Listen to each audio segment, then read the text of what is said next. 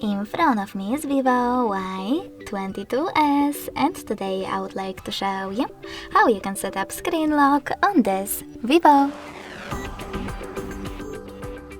First of all, go into settings and scroll down.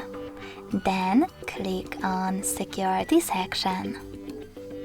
Now you need to tap on screen lock and tap on the best login methods for you: pattern, PIN or secure password. In my case, pattern.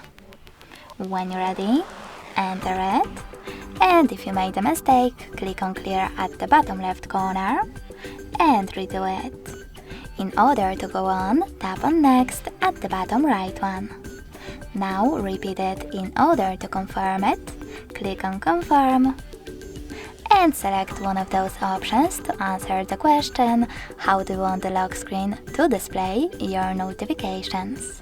Show all notification content, show sensitive content only when unlocked, or don't show notifications at all. I don't want any, so I will go with the last option and click on done. Now when I switch off my screen, then switch it back on, I can see that pattern is now required. Thanks so much for watching. If you enjoyed this video, leave a like, comment and subscribe. Bye!